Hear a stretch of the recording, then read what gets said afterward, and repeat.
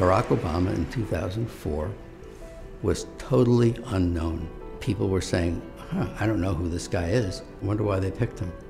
He had this reputation as a bit of an upstart, as sort of a young, rising figure in the party, but no one knew who this guy was. This was his chance to introduce himself to people. Tonight is a particular honor for me because, let's face it, my presence on this stage is pretty unlikely.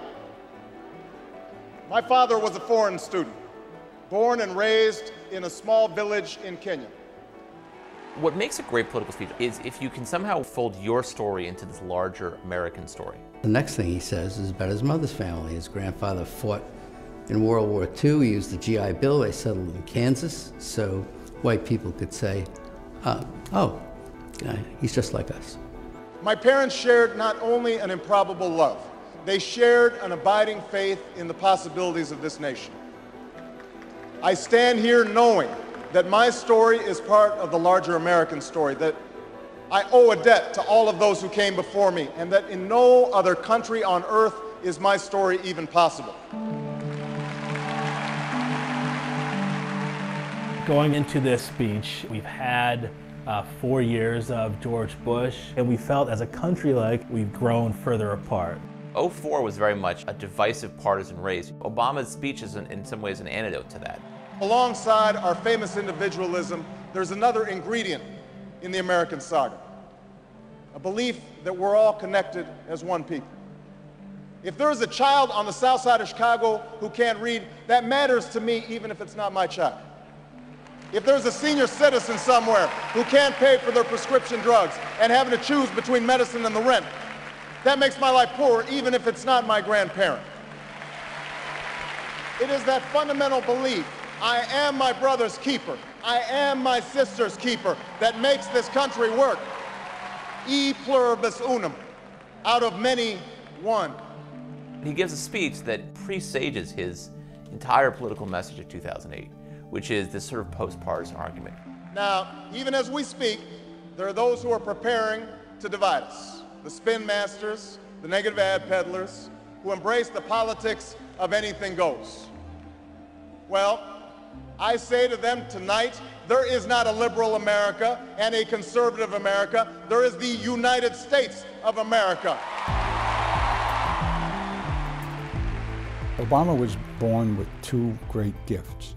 One is his mind, and the other is his ability to speak to large groups of people. There are three things that Obama does that really makes that speech effective. He wants concrete detail. He likes story, and he loves antithesis, the use of repetition and structure to show contrast. There is not a liberal America or a conservative America. There is one America. There is not a black America and a white America and Latino America and Asian America. There's the United States of America. The pundits like to slice and dice our country into red states and blue states, but I've got news for them too. We worship an awesome God in the blue states, and we don't like federal agents poking around in our libraries in the red states. We coach Little League in the blue states, and yes, we've got some gay friends in the red states. We are one people, all of us pledging allegiance to the Stars and Stripes, all of us defending the United States of America. The way he uses his hands, he actually points a lot and does a lot of this and a lot of this and a lot of that. In doing so, he gives off this sense of energy. I am new, I'm someone who is dynamic. And he doesn't do that so much anymore. He's a little more solemn and reserved when he gives speeches today, and I think it's more reflective of his office. In the end, that's what this election is about. Do we participate in a politics of cynicism, or do we participate in a politics of hope? It's the hope of slaves sitting around a fire singing freedom songs. The hope of immigrants setting out for distant shores. The hope of a young naval lieutenant bravely patrolling the Mekong Delta. The hope of a mill worker's son who dares to defy the odds. The hope of a skinny kid with a funny name who believes that America has a place for him too. Hope in the face of difficulty. Hope in the face of uncertainty. the audacity of hope.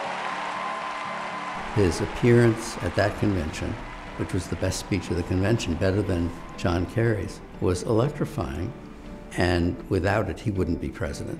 I think sincerity means a lot. There are people who, when they speak the truth as they see it, and they're very effective doing that. I believe this country will reclaim its promise, and out of this long political darkness, a brighter day will come. Thank you very much, everybody. God bless you.